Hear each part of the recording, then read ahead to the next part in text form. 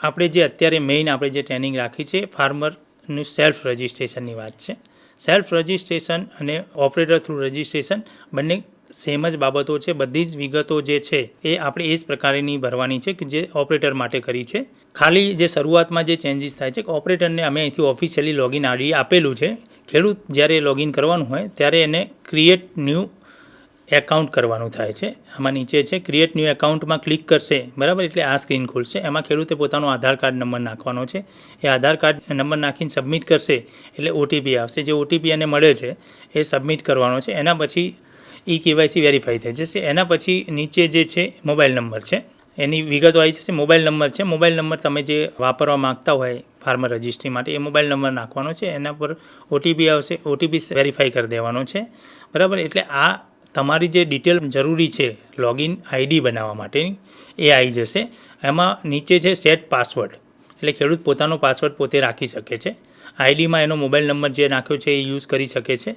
એટલે એ mobile number અને એ password કયો રાખવો છે ખેડૂતને જે ઇઝી પડે, બરાબર, એને જે યાદ રહેતો હોય એ પાસવર્ડ આમાં એ પોતાની રીતે સેટ કરી શકે છે. પાસવર્ડ નાખ્યા પછી ક્રિએટ માય એકાઉન્ટ કરશે એટલે એનું પોતાનું એકાઉન્ટ ક્રિએટ થઈ જશે. હવે એકાઉન્ટ એનું ક્રિએટ થઈ ગયું છે એટલે લોગિનમાં આપણી પાસે બે ઓપ્શન છે, એક ઓફિશિયલ છે અને એક ફાર્મર્સ છે. એટલે ખેડૂતે સેલ્ફ કર્યું છે એટલે ફાર્મર્સ તરીકે ક્લિક કરશે અને એમાં એનો મોબાઈલ નંબર અને એને જે પાસવર્ડ સેટ કર્યો છે એ પાસવર્ડ નાખશે એટલે એનું લોગિન થઈ જશે. લોગિન કર્યા પછી ઓપરેટરમાં આપણી ડિટેલ પહેલાં આધારની ને નાખતા હતા, પણ તમે ઓલરેડી ફાર્મર જ્યારે તમારું રજિસ્ટ્રેશન કર્યું છે ત્યારે તમે આધાર કાર્ડ ને મોબાઈલ નંબરની બધી ડિટેલ આપી દીધેલી છે. એટલે તમારે ફરીથી એ વિગતો નાખવાની નથી, તમને એ ડિટેલ દેખાશે જ. તમારે ખાલી રજિસ્ટર એઝ ફાર્મર કરી અને ક્લિક કરવાનું છે. આના પછી તમારે જો કદાચ તમે જે મોબાઈલ નંબર આપ્યો હતો આધાર કાર્ડ સાથે લિંકવાળો નહીં પણ જે પોર્ટલ માટે વાપરવાનો છે એ તમારે ચેન્જ કરવો હોય તો તમે કરી શકો છો. ના કરવાનો હોય તો નો કરી અને તમે આગળ જઈ શકો છો. નો કરશો એટલે જેમ પહેલાંમાં હતું એ પ્રમાણે બધી જ ડિટેલો આપણે જેમાં ઓપરેટરમાં જોયું એ જ પ્રમાણેની બધી ડિટેલો આમાં આવશે. સેમ વસ્તુ આ છે કે ભાઈ આ તમારું જે નામ છે આધાર કાર્ડ પ્રમાણેનું એ જે એડ્રેસ આવશે, આ તમારું રેસિડેન્શિયલ એડ્રેસ જે આધારમાં છે એ જ પ્રમાણે. તમને એવું લાગતું હોય કે મારી જમીનમાં વિગત જે છે, હું સિટીમાં રહું છું, મારે જમીનનું રજિસ્ટ્રેશન ગામડાનું કરાવવાનું છે, તો તમે એમાં ઇન્સર્ટમાં કરી અને તમે જે ગામમાં રજિસ્ટ્રેશન કરવા માગો છો એ ગામ પસંદ કરી શકો છો. એ ગામ કર્યા પછી ઓનર અને એગ્રીકલ્ચર લેન્ડ જે બંને ટીક કરવાનું છે ઓપરેટરમાં એ જ પ્રમાણે તમારે આમાં બી કરવાનું છે. એના પછી તમારે તમારો સર્વે નંબર એન્ટર કરવાનો છે.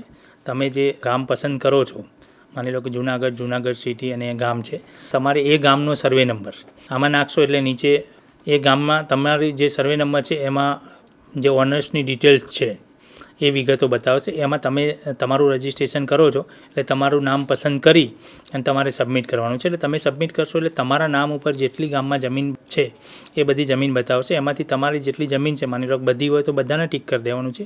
પણ કોઈ જમીન એવી હોઈ શકે કે ભાઈ એક જ ગામમાં બે સેમ નામના ખેડૂત હોય તો બીજા ખેડૂતની જમીન તમારામાં બતાવતા હોય તો તમારે એને ટીક કરવાની નથી. તમારે તમારી જેટલી જમીન છે એટલી તમારે ટીક કરી અને સબમિટ કરવાની છે, બરાબર. આમાં તમને બતાવ્યા પછી બી એવું લાગે કે મારો કોઈ એક સર્વે નંબર બચી ગયો છે તો તમે ફેચ લેન્ડ ડિટેલમાં ફરીથી જઈ અને સર્વે નંબર નાખશો એટલે એમાં પેટા સર્વે નંબર જેટલા હશે એ બતાવશે. પેટા સર્વે નંબર નહીં હોય તો કોઈ વાંધો નથી, એ તમે તમારો પસંદ કરી અને તમે એને એડ કરી શકો છો.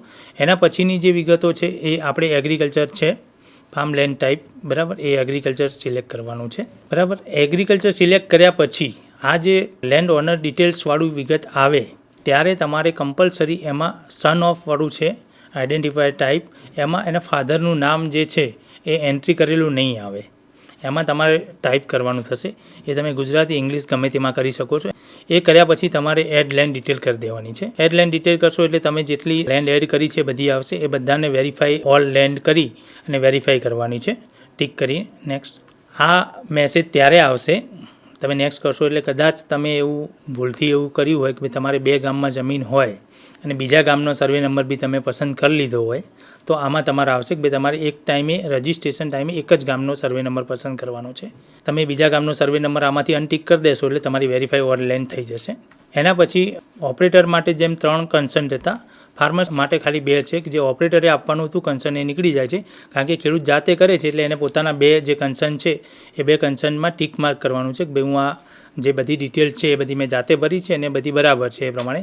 અને નીચે છે કે ભાઈ આ જે મેં ડિટેલ આપી છે એનો સરકારશ્રીની કોઈપણ સ્કીમમાં લાભ લેવા માટે ઉપયોગ કરવો હોય તો હું એને મંજૂરી આપું છું એ પ્રમાણેની કન્સર્ન છે એ તમારે સેવ કરવાની છે. આટલી ડિટેલ તમે સેવ કરશો એટલે તમારું પ્રોસીડ ટુ ઈ સાઇન કે ભાઈ ઈ સાઇનમાં જેમ પેલા ઓપરેટરમાં હતું એમ તમારે આધાર નંબર અને આધાર બેઝ ઓટીપી જે આવે છે એ સબમિટ કરી દેવાનો છે. સબમિટ કરશો એટલે તમારું રજિસ્ટ્રેશન સક્સેસફુલી થઈ જશે અને એ પ્રમાણેનો મેસેજ તમારા મોબાઈલમાં આવી જશે. ખેડૂત મિત્રો અને ઓપરેટર મિત્રોએ ખાલી ધ્યાન રાખવાનું છે, તમારી જેટલી પણ જમીન છે બધી જમીન આવરી લેવાની છે આપણે રજિસ્ટ્રેશનમાં, પણ આપણે એક સમયે એક જ ગામની જમીન એન્ટ્રી કરવાની છે. એ ગામની જમીન તમે એન્ટ્રી કરો, એ ફર્સ્ટ લેવલ એપ્રુવલમાં એપ્રૂવ થઈ જાય, એનો આધાર તમારો જે આઈડી નંબર છે 11 આંકડાનો એ તમને મળી જાય. એના પછી તમે બીજી વખત જ્યારે એડિટ કરાવવું હોય બીજા કોઈ ગામમાં જમીન હોય તો તમે કરાવી શકશો, પણ જ્યારે તમે રજિસ્ટ્રેશન ફર્સ્ટ ટાઈમ કરો છો ત્યારે કોઈ પણ એક જ ગામની જમીન જે છે એ નાખીને જ એન્ટ્રી કરવાની છે. બીજા કોઈ ગામમાં જમીન હશે તો તમે ફરીથી રજિસ્ટ્રેશન થયા પછી એડિટ કરી અને એમાં તમારી જે લેન્ડ છે એ તમે એડ કરી શકશો.